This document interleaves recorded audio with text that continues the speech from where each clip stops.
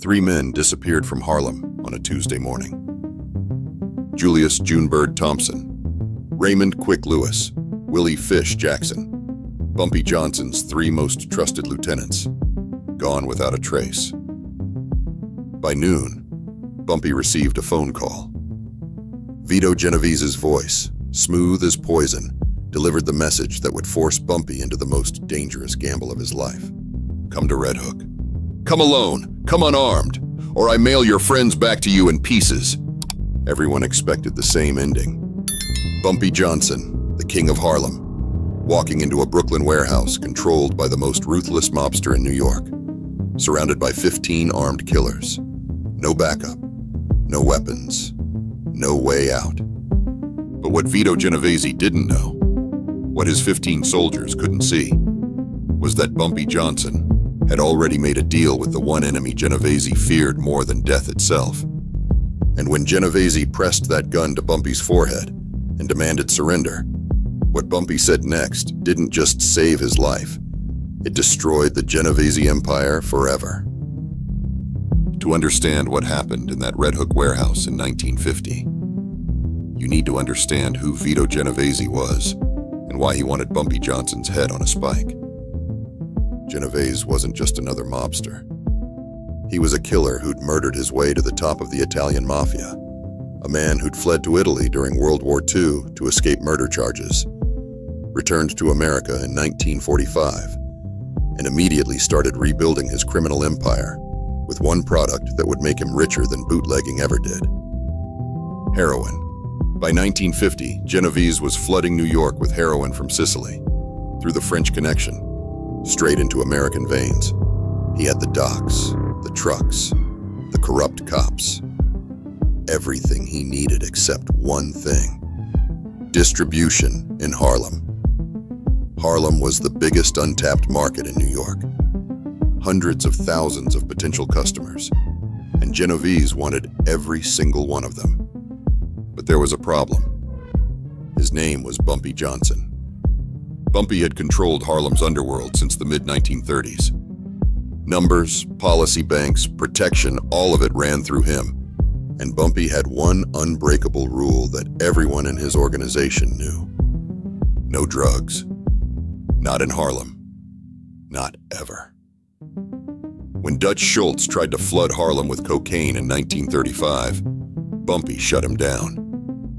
When Lucky Luciano suggested a heroin partnership in 1946, Bumpy refused. When small-time dealers tried to sell on Harlem corners, Bumpy's men ran them out or put them in the hospital. Bumpy had seen what drugs did to communities. He'd seen it destroy families, turn mothers into ghosts, turn children into orphans, and he refused to let that poison touch his people. Genovese didn't care about Bumpy's principles. He saw Harlem as a gold mine, and Bumpy as an obstacle that needed to be removed. So Genovese tried everything. He offered Bumpy a partnership, 50-50 split. Bumpy refused. He offered to buy Bumpy out, name your price. Bumpy told him Harlem wasn't for sale. He sent intermediaries with threats. Bumpy sent them back in ambulances. By early 1950, Genovese was done negotiating. If Bumpy wouldn't work with him, Bumpy would work for him. And if Bumpy wouldn't do that, Bumpy would die. But killing Bumpy Johnson wasn't simple. You couldn't just shoot him on a Harlem street corner. The entire neighborhood would erupt. You couldn't poison him at a restaurant. Bumpy never ate food he didn't watch being prepared. You couldn't ambush him at home. Bumpy had guards, escape routes, and an entire community watching his back. So Genovese came up with a different plan. Take something Bumpy loved more than his own life: his brothers. Tuesday, March 14th, 1950. Junebird. Thompson was leaving his apartment on 132nd Street when a black Cadillac pulled up.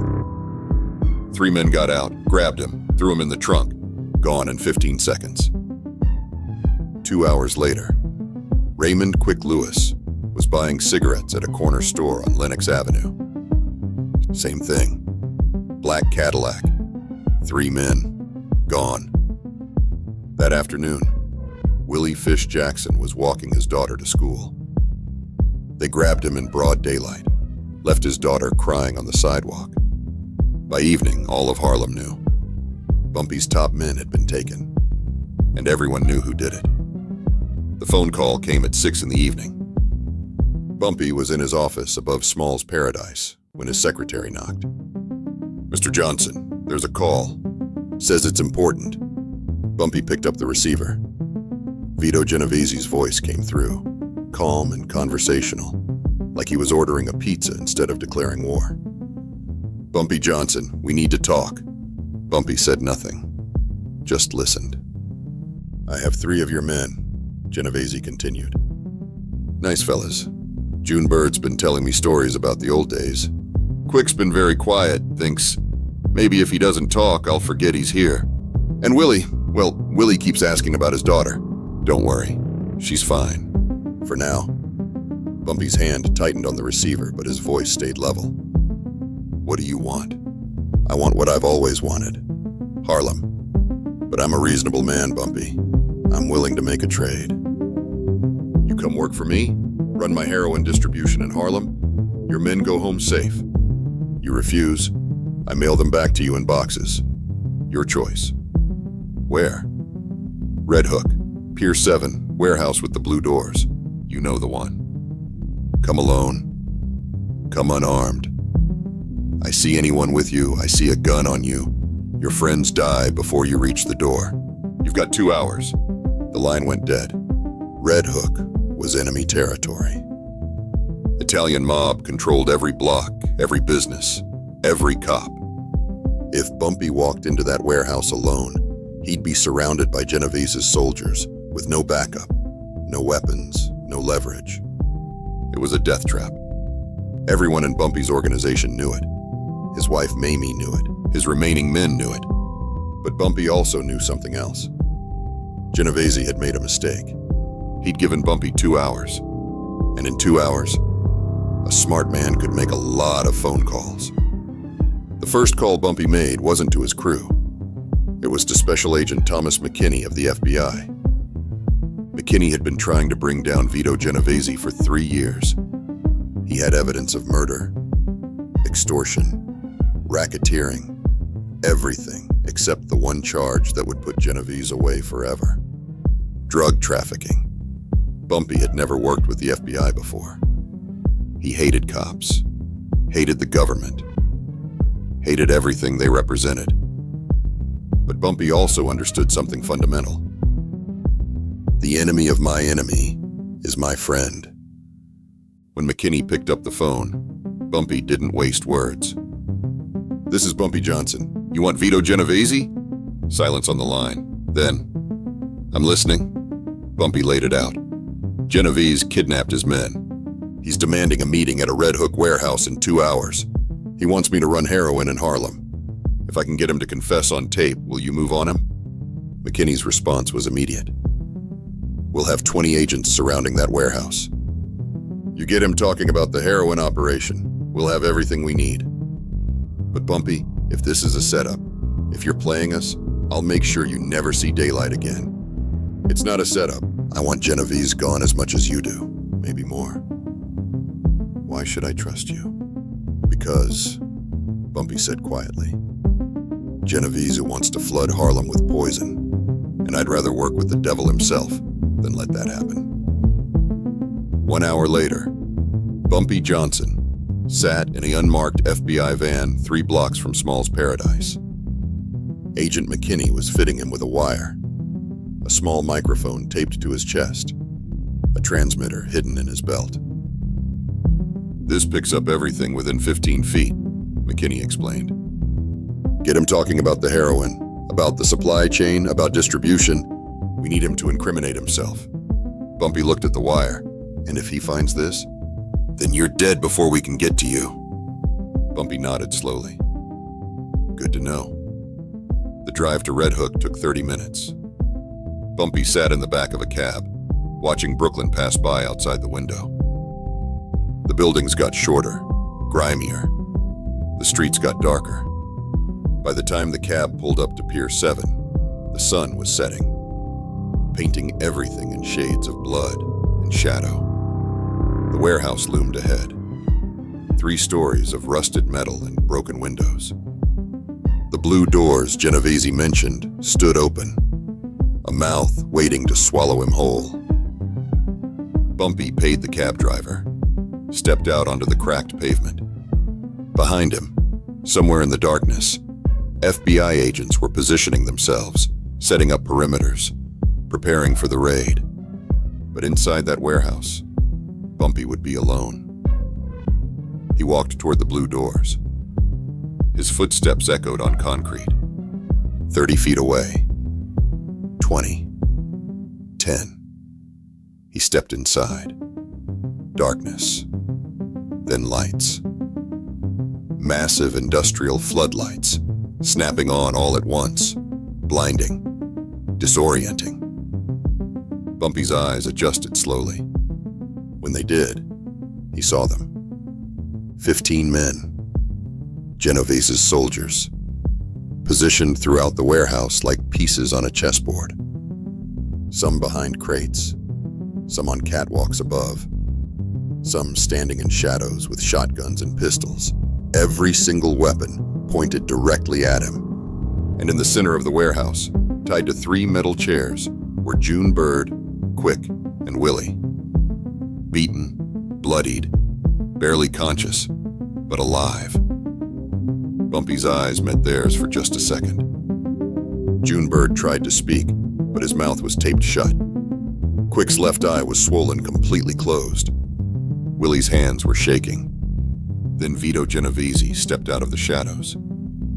He was shorter than Bumpy expected, maybe 5'7", wearing an expensive gray suit and a silk tie. His hair was slicked back with pomade, and he was smiling. Not a friendly smile, a shark's smile. "Bumpy Johnson," Genovese said, his voice echoing through the warehouse. "Right on time. I like that. Shows respect." Bumpy didn't move, didn't speak. His eyes tracked every gun, every soldier, every exit. There were none. "You came alone like I asked," Genovese continued, walking in a slow circle around Bumpy. "No weapons, smart. Because if you tried to play hero, your friends here would already be dead." He gestured to the 3 men tied to chairs. "They're loyal, I'll give you that. Didn't say a word even when my boys got creative. That kind of loyalty is rare. It's valuable, which is why I'm willing to let them live." Genovese stopped directly in front of Bumpy, close enough that Bumpy could smell his cologne, expensive and cloying. "But their lives depend on what you say in the next 5 minutes." Bumpy's voice was calm, steady. "I'm listening." "Good. Here's the deal. Simple, clean. You work for me. I've got a heroin operation coming through the docks every week. Pure stuff, straight from Sicily. Best product on the market. I need someone to distribute it in Harlem, and you've got the infrastructure, the trust, the connections. You do this, I pay you 30% of the profits. That's $100,000 a month, Bumpy. More money than you've ever seen from numbers. And if I refuse?" Genovese's smile widened. He pulled a pistol from his waistband, a nickel-plated .38 revolver, and casually aimed it at June Bird's head. "Then I start shooting. 1 every minute until you change your mind or run out of friends." The 15 soldiers in the warehouse raised their weapons. Bumpy heard hammers cocking, safeties clicking off. The sound of metal against metal, cold and final. This was the moment. This was what Bumpy needed. He needed Genovese to keep talking, to brag, to confess. Because somewhere outside, FBI agents were listening to every word through the wire taped to Bumpy's chest. "Tell me about this heroin operation," Bumpy said carefully. "How does it work?" Genovese lowered the gun slightly, clearly pleased that Bumpy was asking questions instead of refusing outright. "Smart question. Here's how it works. My connections in Sicily process the opium into pure heroin. It comes through Marseille on French ships, then to New York through the docks in Jersey. I've got longshoremen on my payroll, customs agents who look the other way, cops who make sure the trucks get through clean. Bumpy nodded slowly. And you're bringing in how much? 5 kilos a week right now. By the end of the year, we'll be at 20. That's $1 million a week, Bumpy. $1 million. And Harlem's the biggest market in the city. You help me distribute. You're looking at $300,000–400,000 a month, easy. Bumpy's mind was working fast. Genovese had just confessed to international drug trafficking on tape. The FBI had everything they needed. Now Bumpy just had to keep him talking long enough for the agents to get in position. Who else is involved? Bumpy asked. Names. Genovese laughed. You think I'm stupid? You think I'm going to give you the whole operation? If I'm going to work for you, I need to know who I'm working with. Genovese studied Bumpy for a long moment, then shrugged. Fair enough. Frank Costello provides the political protection. Meyer Lansky handles the money laundering. Albert Anastasia controls the docks. It's a family business, Bumpy. And you're being invited to join the family. And if the FBI comes asking questions? The moment Bumpy said it, he knew he'd made a mistake. Genovese's eyes narrowed. His smile disappeared. Why would the FBI come asking questions? Because they've been trying to catch you for years. True. Genovese stepped closer. But they can't catch me because I'm careful. I don't talk to people I don't trust. I don't make deals with outsiders. And I sure as hell don't let anyone record my conversations. He moved fast. Before Bumpy could react, Genovese grabbed him by the collar, ripped open his shirt. The wire was exposed. The small microphone taped to Bumpy's chest, clearly visible. For 1 second, the entire warehouse went silent. 15 guns stayed pointed at Bumpy. But now they were joined by Genovese's pistol, pressed directly against Bumpy's forehead. The metal was cold, hard. Genovese's finger was on the trigger. You're wearing a wire, Genovese whispered, his voice shaking with rage. You brought the FBI to my warehouse. Bumpy didn't flinch, didn't blink. They've been outside for 20 minutes. They heard everything.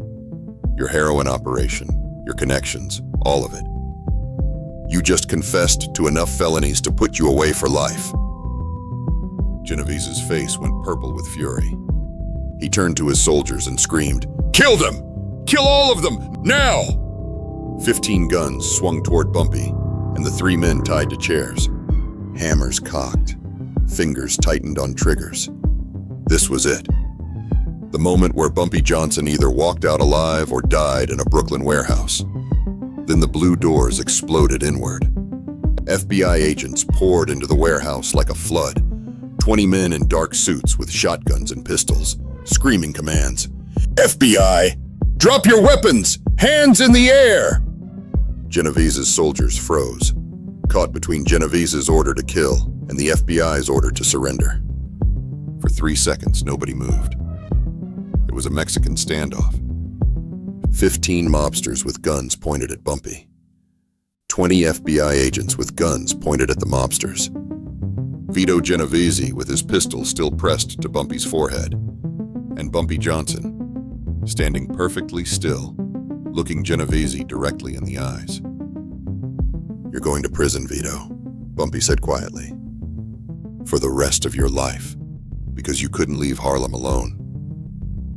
Genovese's hand shook. For a moment, Bumpy thought he was actually going to pull the trigger. Thought he was going to die right there with an FBI raid happening around him.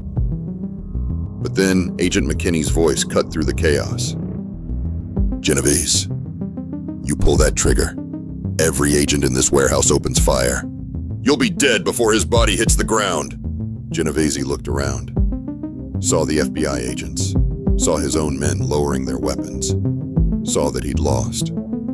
Slowly, agonizingly slowly, he lowered the pistol. You made a deal with them, Genovese spat.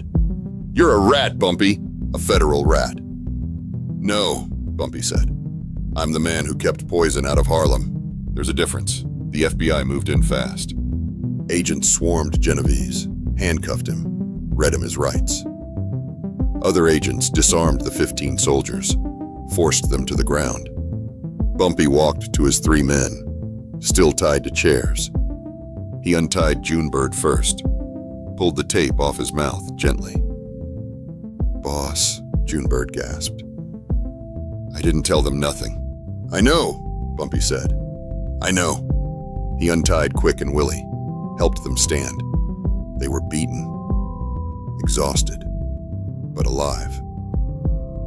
As FBI agents led Genovese toward the blue doors, Genovese turned back one last time. This isn't over, Bumpy. You think you won? I've got lawyers. I've got judges. I'll be out in 6 months. Agent McKinney smiled grimly. Not with a taped confession of international drug trafficking. You just bought yourself 20 years minimum. Genovese was dragged out into the night, screaming threats, screaming curses. The warehouse emptied slowly. FBI agents collected evidence, photographed the scene, arrested Genovese's soldiers one by one. Bumpy stood with his 3 men near the blue doors, watching it all happen. Agent McKinney approached him, holding the wire that had been ripped from Bumpy's chest. That was the stupidest, bravest thing I've ever seen anyone do, McKinney said. Walking in here wired, knowing if he found it, you'd be dead. Bumpy shrugged. I've done stupider things. The Bureau appreciates your cooperation. Genovese's confession is ironclad. He's going away for a long time. Good. McKinney hesitated. We'll need you to testify at trial. No. I gave you the confession. That's all you get. I'm not standing in a courtroom pointing fingers. Use the tape. McKinney started to argue, then stopped. He nodded slowly. Fair enough. You saved a lot of lives tonight, Bumpy. Genovese would have turned Harlem into a graveyard. Bumpy looked at him coldly. I didn't do it for you. I did it for my people. He turned to leave, his 3 men following him. Junebird was limping. Quick could barely see out of his swollen eye. Willie's hands were still shaking, but they were alive. As they walked out of the warehouse into the Brooklyn night, Junebird spoke up. Boss, when Genovese had that gun to your head, you didn't look scared. Not even a little. Bumpy kept walking. I wasn't. Why not? Because I knew something Genovese didn't. What? Bumpy smiled, a rare, genuine smile. That I'd rather die protecting Harlem than live watching it burn. The trial of Vito Genovese began 6 months later. The prosecution played the warehouse recording in court. Genovese's own voice, bragging about his heroin operation, naming his co-conspirators, confessing to everything. The jury deliberated for 3 hours. Guilty on all counts. The judge sentenced him to 15 years in federal prison. Genovese died in prison in 1969, never having seen freedom again. His heroin empire collapsed without him.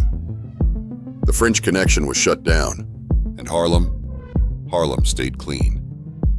Not because the government protected it, because Bumpy Johnson made a deal with his enemies to protect his people.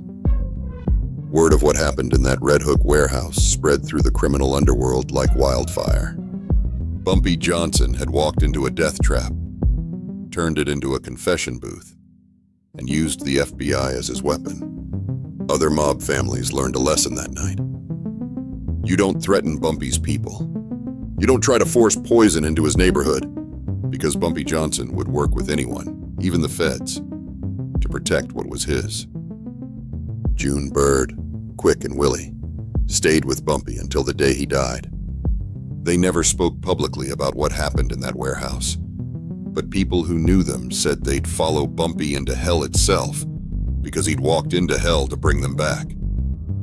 Bumpy Johnson went to Alcatraz 2 years later, on different charges. But before he left, he made sure every drug dealer who tried to operate in Harlem knew the story, knew what happened to Vito Genovese, knew that Harlem's protector was willing to do anything, sacrifice anything, to keep his people safe.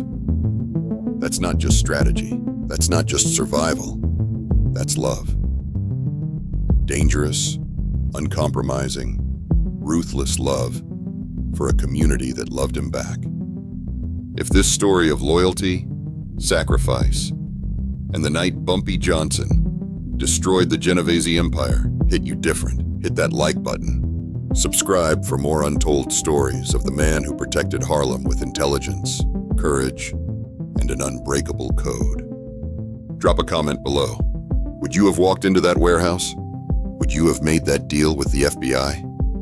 And hit that notification bell, because next week we're telling the story of how Bumpy Johnson walked into Lucky Luciano's office unarmed and walked out with the deal of the century. Remember, in Harlem, respect wasn't given, it was earned. And Bumpy Johnson earned his every single day by being willing to die for his people and smart enough not to.